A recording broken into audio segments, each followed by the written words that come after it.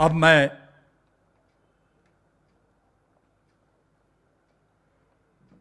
युवा शक्ति के अगले चरण में माननीय प्रधानमंत्री श्री नरेंद्र मोदी से अनुरोध करता हूं कि वे कृपया इस भव्य परेड को संबोधित करें।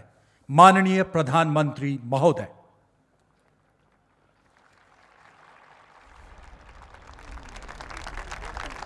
कार्यक्रम में उपस्थित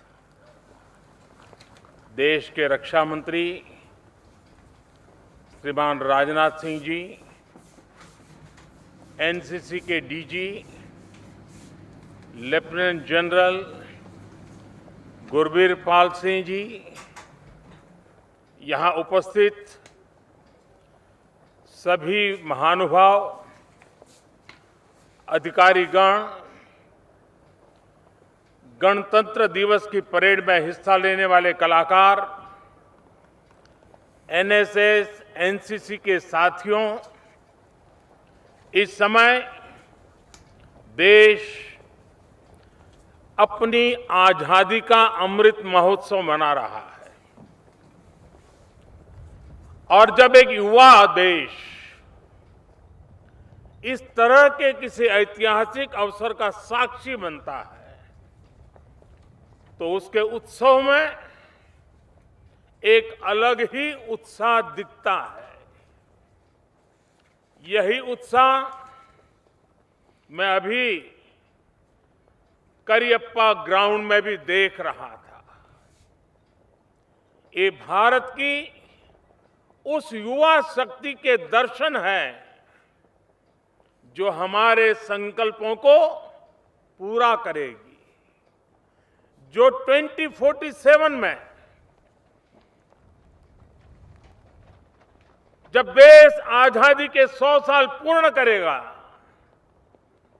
2047 के भव्य भारत का निर्माण करेंगी। मुझे गर्व है कि मैं भी कभी आप ही की तरह एनसीसी का सक्रिय कैडेट रहा हूं।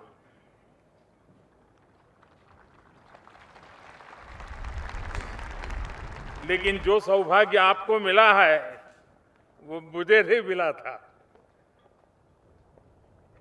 मुझे एनसीसी में जो ट्रेनिंग मिली, जो जानने सीखने का अवसर मिला, आज देश के प्रति अपनी जिम्मेदारियों के निर्वहन में मुझे उन संस्कारों से, उस ट्रेनिंग से असीम ताकत मिलती है। अभी कुछ ही समय पहले मुझे एनसीसी एलुमनाई का कार्ड भी मिला था। आज देश के प्रधानमंत्री के साथ साथ मैं उस नाते भी आपका साथी हूं, आपसे जुड़ा हूं। मैं एनसीसी के सभी पदाधिकारियों को और सभी फेलो कैडेट्स को इस अवसर पर सैल्यूट करता हूं।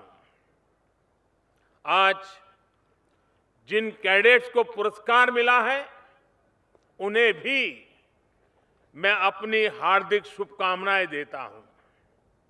आज महान स्वतंत्रता सेनानी, पंजाब केसरी लाला लाजपत राय जी की जयंती भी है। आज ही फील्ड मार्शल करियप्पा की भी जयंती है। राष्ट्र निर्माण में अहम भूमिका निभाने वाले देश के इन वीर सपूतों को मैं आदरपूर्वक नमन करता हूं। साथियों, आज जब देश नए संकल्पों के साथ आगे बढ़ रहा है, तब देश में एनसीसी को मजबूत करने के लिए भी हमारे प्रयास जारी है।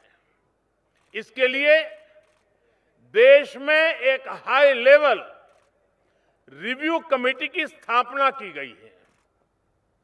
पिछले 2 सालों में हमने देश के सीमावर्ती क्षेत्रों में 1 लाख नए कैडेट्स बनाए हैं। मुझे खुशी है कि एनसीसी कैडेट्स की ट्रेनिंग में सिमुलेशन जैसी आधुनिक टेक्नोलॉजी का इस्तेमाल भी बढ़ रहा है। हमारे एजुकेशन सिस्टम को एनसीसी से जोड़ने के लिए भी देश कई कदम उठा रहा है। पूरी तरह से सेल्फ फाइनेंसिंग स्कीम के तहत 1 लाख कैडेट्स का विस्तार देश की कॉलेजों में किया गया है। 1 लाख कैडेट्स को लेकर यही प्रयास अब स्कूलों में भी शुरू किया गया है।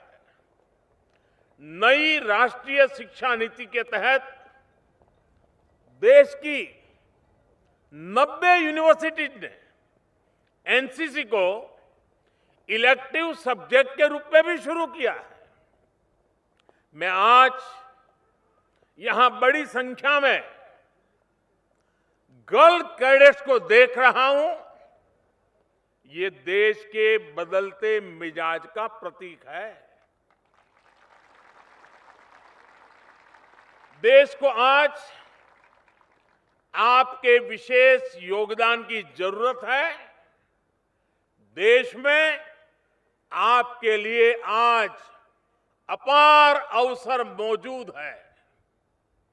अब देश की बेटियां सैनिक स्कूलों में एडमिशन ले रही है। सेना में महिलाओं को बड़ी जिम्मेदारियां मिल रही हैं।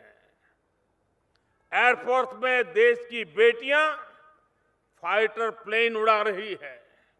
ऐसे में हमारा प्रयास होना चाहिए कि एनसीसी में भी ज्यादा से ज्यादा बेटियां शामिल हो।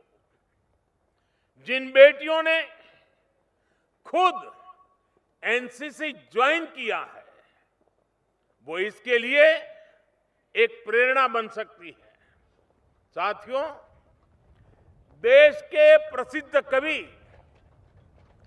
माखनलाल जी चतुर्वेदी की एक कविता, और उस कविता की पंक्तियों में उन्होंने कहा, भूखंड बिछा, भूखंड बिछा आकाश ओढ़, नए नोदक ले, मोदक प्रहार, ब्रह्मांड हथेली पर उछाल, अपने जीवन धन को निहार। ये पंक्तियां सामर्थ्य की पराकाष्ठा का वर्णन करती है। शक्ति ऐसी हो कि भूखंड को बिछा सके, आकाश को ओढ़ सके, ब्रह्मांड को हथेली पर उछाल सके। ताकत ऐसी हो कि कठिन से कठिन परिस्थिति का भी हंसकर, डटकर मुकाबला कर सके। आज मां भारती भारत के युवाओं से यही आह्वान कर रही है, भूखंड बिछा, आकाश ओढ़, नए नोदक ले, मोदक प्रहार, ब्रह्मांड हथेली पर उछाल, अपने जीवन धन को निहार। आने वाले 25 साल का अमृतकाल देशभक्ति के ज्वार का है। और आज चुनौती इस बात की नहीं है कि दुनिया में कोई इसे स्वीकार करेगा या नहीं। आज महत्व इस बात का है कि जब दुनिया भारत को इतनी उम्मीदों के साथ देख रही है, इतने भरोसे के साथ देख रही है, तो भारत अपने प्रयासों में कहीं से भी कमजोर तो नहीं पड़ जाएगा। आज आजादी के अमृत महोत्सव में भारत ने जो संकल्प लिए हैं, जो अभियान शुरू किए हैं, वो निरंतर नई ऊर्जा पाते रहें, इसका बहुत बड़ा दायित्व हमारे देश के कोटि कोटि नौजवानों पर है। आज इस समय जितने भी युवक युवतियां एनसीसी में हैं, एनएसएस में हैं, उसमें से ज्यादातर इस शताब्दी में ही पैदा हुए हैं। आपको ही भारत को 2047 तक बड़े आन बान शान के साथ लेकर जाना है।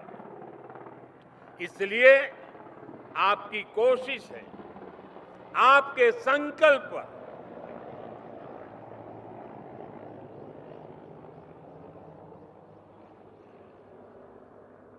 इसलिए आपकी कोशिश है, आपके संकल्प, उन संकल्पों की सिद्धि भारत की सिद्धि होगी, भारत की सफलता होगी।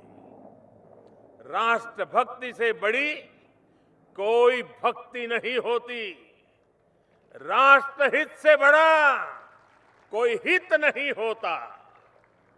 देश को सर्वोपरि रखते हुए आप जो भी करेंगे वो देश के विकास में मदद करेगा।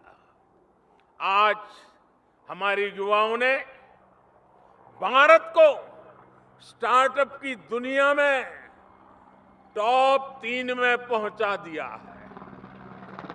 कोरोना के इस संकट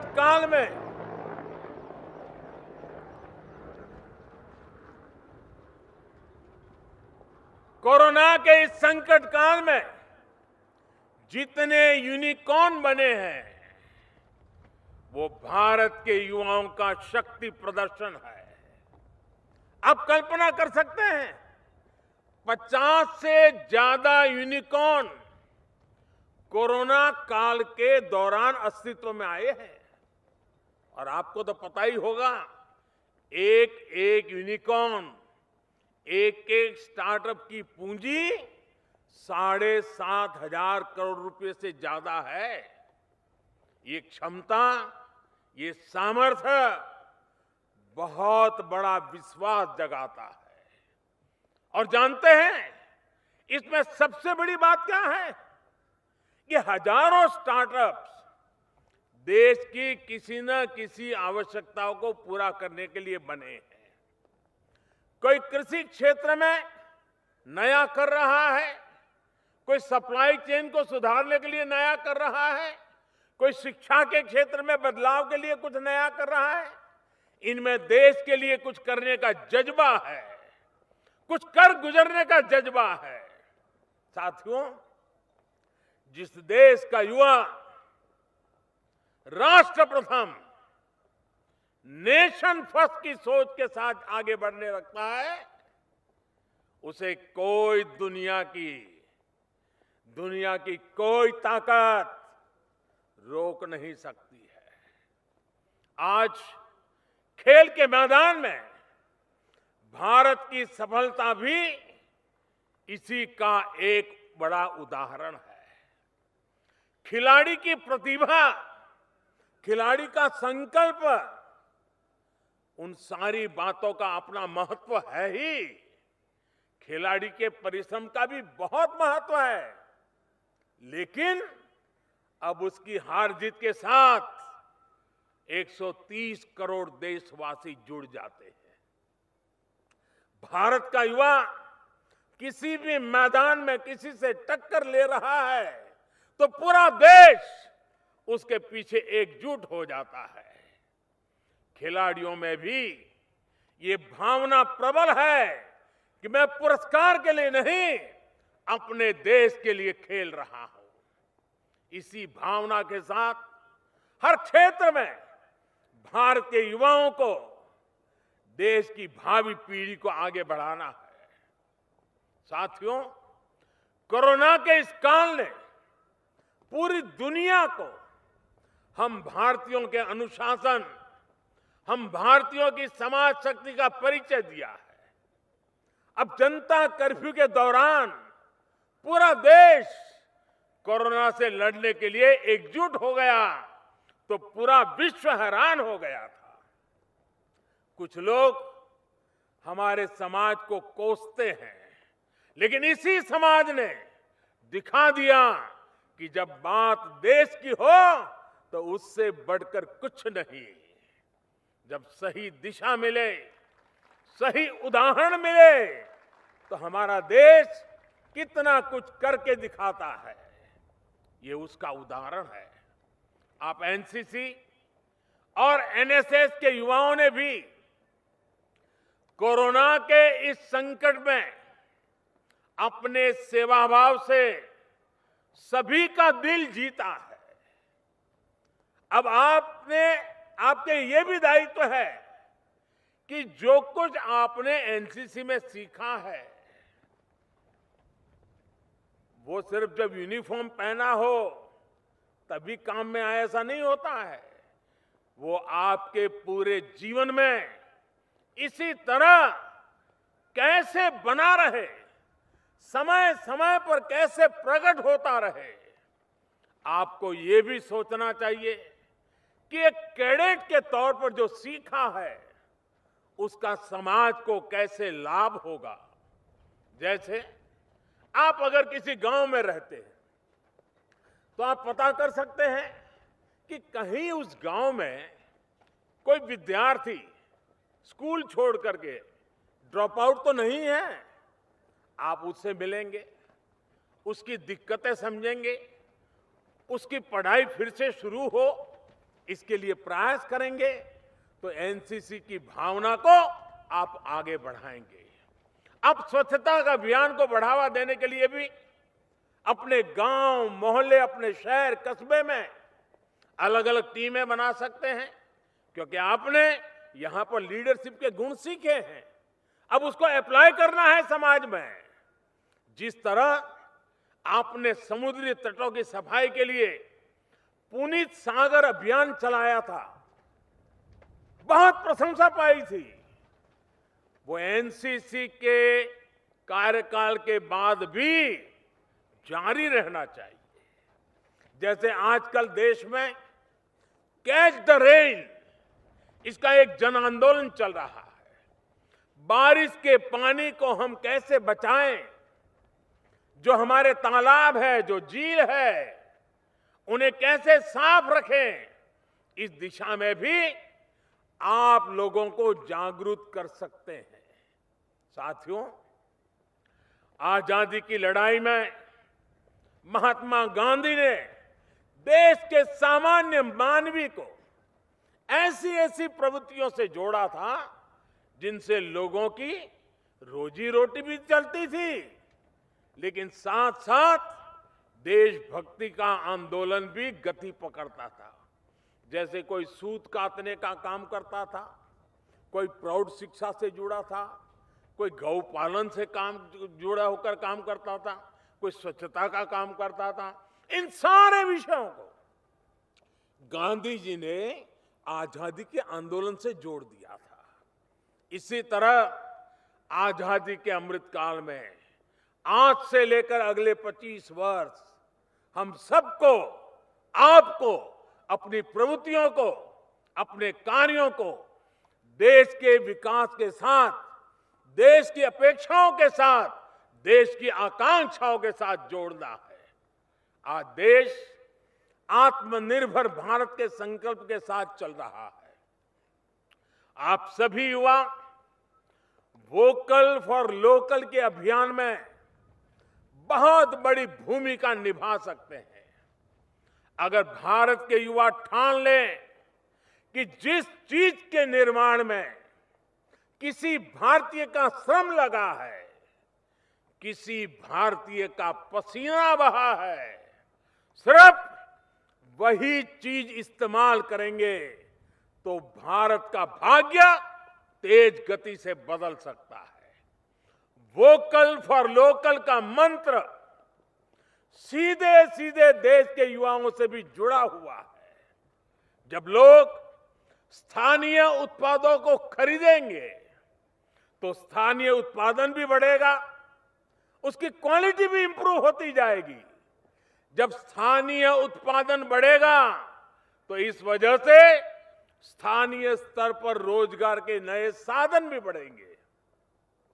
साथियों, ये समय टेक्नोलॉजी और इनोवेशन का है। ये समय डिजिटल क्रांति का है।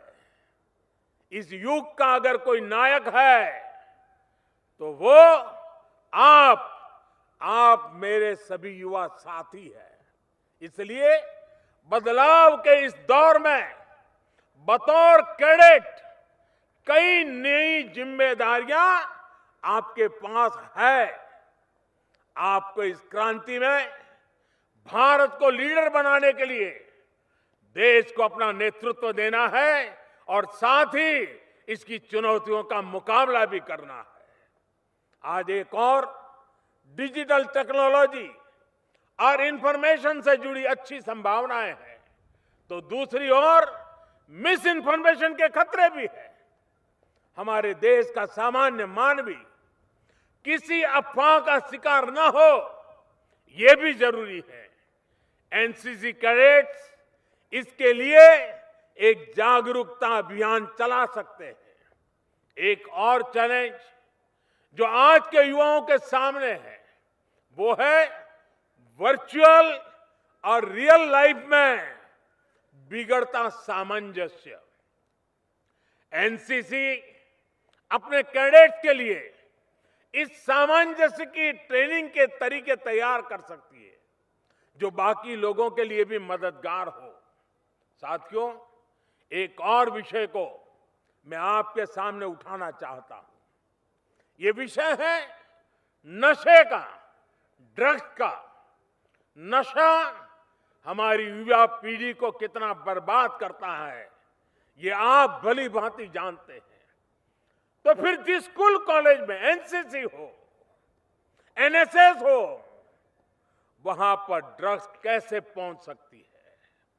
आप कैडेट के तौर पर खुद ड्रग्स से मुक्त रहें और साथ ही साथ अपने कैंपस को भी ड्रग्स से मुक्त रखें। आपके साथी जो एनसीसी, एनएसएस में नहीं है, उन्हें भी इस बुरी आदत को छोड़ने में मदद करिए। साथियों, देश के ऐसे ही सामूहिक प्रयासों को नई ऊर्जा देने के लिए कुछ वर्ष पहले एक पोर्टल भी शुरू किया गया था। ये पोर्टल है सेल्फ फॉर सोसाइटी। सेल्फ फिर 4 लिखा हुआ है, सेल्फ फॉर सोसाइटी पोर्टल। इस पोर्टल पर अलग अलग व्यक्ति आकर, अलग अलग कंपनियां आकर, अलग अलग संगठन आकर समाज से सेवा के जो काम होते हैं उन कार्यों में वो सहयोग करते हैं। विशेषकर भारत की आईटी और टेक कंपनियों ने इस दिशा में बहुत अच्छा काम किया है। आज इससे 7,000 से ज्यादा संगठन और 2.25 लाख से ज्यादा लोग जुड़े हुए हैं जो कुछ न कुछ समाज सेवा में करते हैं। एनसीसी, एनएसएस के लाखों युवाओं को भी इस पोर्टल से जरूर जुड़ना चाहिए। भाइयों और बहनों, हमें एक और एनसीसी कैडेट का विस्तार करना है, तो दूसरी ओर कैडेट स्पिरिट को भी आगे बढ़ाना है। ये स्पिरिट जन जन तक पहुंचाना है, गांव गांव तक उसकी गूंज, ये हम सबका दायित्व है। और मैं समझता हूं इसमें एनसीसी एलुमनाई की बहुत बड़ी भूमिका है। एनसीसी एलुमनाई एसोसिएशन इस काम में एक ब्रिज की, एक नेटवर्क की भूमिका निभाएगा। चूंकि मैं खुद इस एसोसिएशन का सदस्य हूं, इसलिए मेरी देश विदेश में फैले सभी एलुमनाई साथियों से अपील है कि इस मिशन का सक्रिय हिस्सा बने, क्योंकि once a cadet always a cadet, once a cadet always a cadet. हम जहां कहीं भी है, जिस किसी क्षेत्र में अपनी सेवाएं दे रहे हैं, हमारे अनुभव देश और नई पीढ़ी के बहुत काम आ सकते हैं। हमारे अनुभव एक संगठन के रूप में एनसीसी को भी पहले से बेहतर बनाने का माध्यम बन सकते हैं। इससे एनसीसी की स्पिरिट और कर्तव्य की भावना का समाज में भी विस्तार होगा। मुझे पूरा भरोसा है आजादी के अमृत महोत्सव में हमारे ये प्रयास नए भारत के निर्माण की ऊर्जा बनेंगे और एनसीसी के कैडेट्स इसमें बहुत बड़ी भूमिका निभाएंगे। इसी विश्वास के साथ आप सभी का बहुत बहुत धन्यवाद। भारत माता की, भारत माता की, भारत माता की, वंदे वंदे वंदे। बहुत बहुत धन्यवाद। आपके बहुमूल्य शब्दों के लिए हम अत्यंत